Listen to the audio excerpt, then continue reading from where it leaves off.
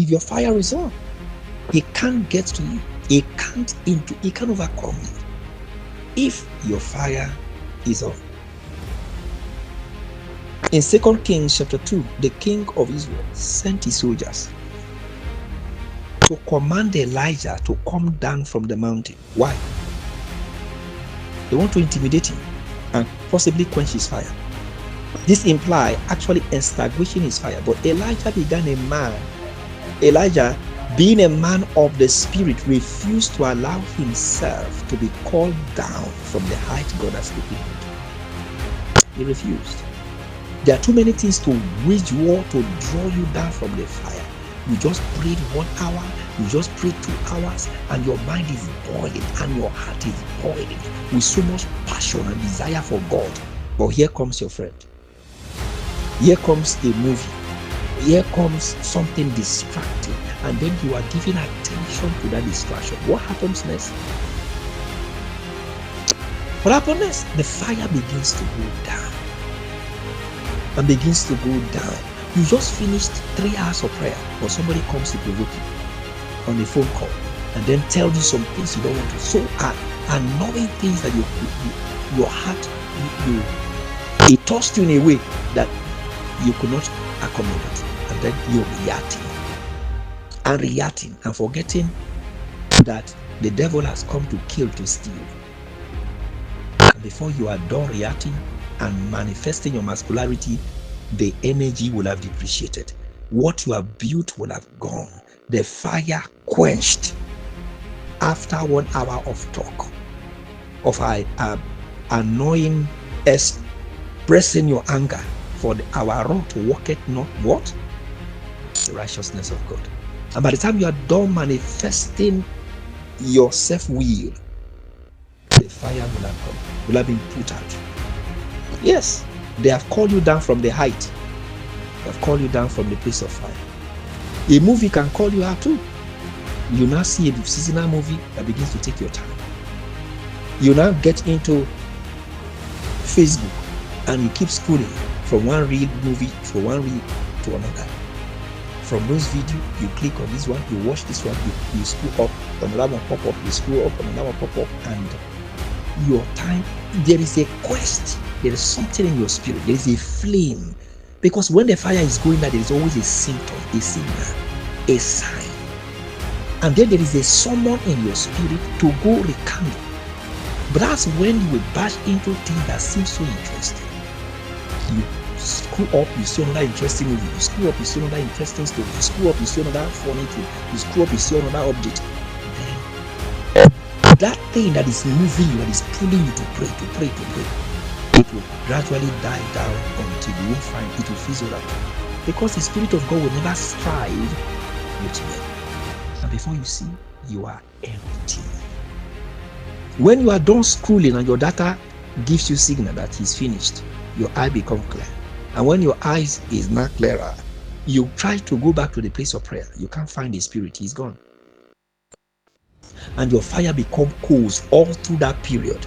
You will engage in church activities, but on an altar that is without fire. So you would do it with all bitterness, you would do it with grudges, you would do it with let me just do. You will do it because it has been assigned to you to do. For such sacrifices, be odious to the Lord. So Elijah refused to come down from that height. This implies they want to. Beloved friends, we are in a fierce battle ever against the unseen power and evil powers of darkness. The greatest defense is the fire upon us. No man that is carrying God's fire would ever be attacked by demons. You cannot be attacked by demons. You can't be attacked and overtaken by demons. Because he who is born of God, it is said, has overcome the world.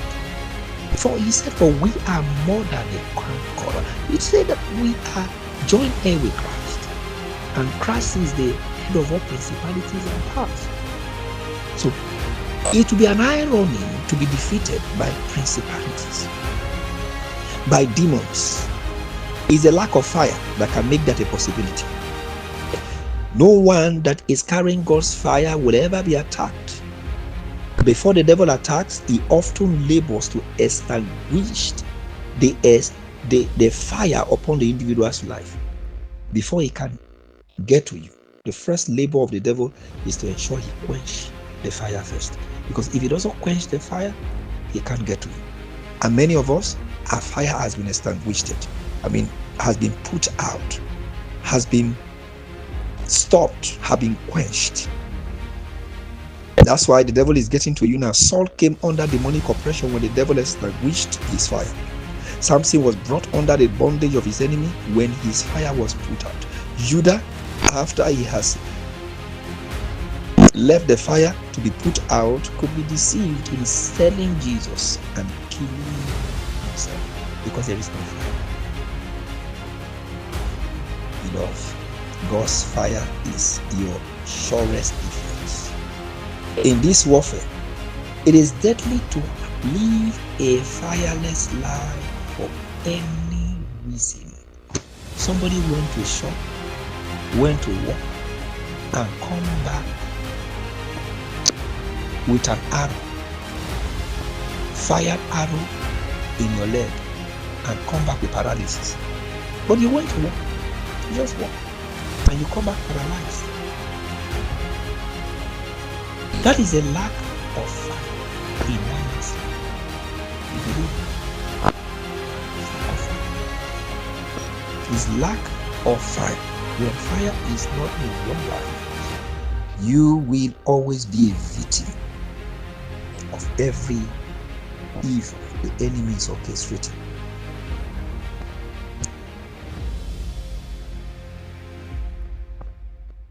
So you must ensure there is fire. Once the fire is put out, you are fallen short of God's glory. Because he said he maketh his angels spirit and his ministers. Who are his ministers? Anybody who is a child of God is a minister. Anybody who knows Jesus and has accepted him as personal Lord and Savior is a minister, because you will minister to them. How? In your words, in your songs, by giving. You are a minister. Whatever thing you do for the kingdom, anyone who labors for the kingdom, represent the kingdom, is a minister. You are offering sacrifice. But that sacrifice must be offered by fire. You are refined and given a place, recreated, refabricated, a product of fire, so as to refine the sacrifices that will come through, that they might be acceptable by who? By God. That's why you must offer yourself. Now, if that will be a possibility, you must retain fire. The day you lose your fire, you are fallen short. The day you lose your fire, you are no longer capable. It means you are no longer a minister. So you can't offer sacrifice. Do you remember what happened to them in the garden? When they lost, they had to be pushed out. They are no longer qualified to render sacrifice. So you can't be there. You have lost what makes you to be you. So now you are no longer the image and a true representative of what God has designed you to be. Fire is required to overcome. Fire is what protects you. Is for defense and for offense. To carry out actions. Fire is for your defense. Fire is for your protection. Fire is to refine sacrifice. Fire is needed in everything. If you don't have it, you don't have the requirement. You can have gift. You can have some things, but that's not fire. Anybody can prophesy. Anybody can see the vision, but it's different. Fire is required. Have you quenched your fire? And all you do now is out of a carnal mind and a carnal frame and a carnal thought and a carnal behavior. But the bad thing you do is say, do it heartily as unto the Lord, not unto man. So, what are you going to do about this truth? Have you quenched the fire? Have you quenched the fire, and all you do now is, let me just do? Some of you don't last. Today you are up, tomorrow you are off, totally off to the extent that you have been pummeled by enemy that you are beyond recognition. That one verse, your nature of God is no longer can be traced to you. So today you disappoint God, disgrace him, and break up with him. Tomorrow you just pick up and then you are off. The next day you are coming back to say, he's my Lord, he's my Savior. You are a joker. You are a complete joke. He has not called you to be inconsistent. He has called you to be a representative. Today they meet you a Christian, tomorrow they meet you something else. You cannot represent God in that form. So, have you lost your fire? Remember, you are created, galvanized to be a source to which sacrifice will be made. Now, the sacrifice you are rendering now, are they upon the flame of fire? You should be a flame of fire. We want to pray. We want to pray. Can you lift up?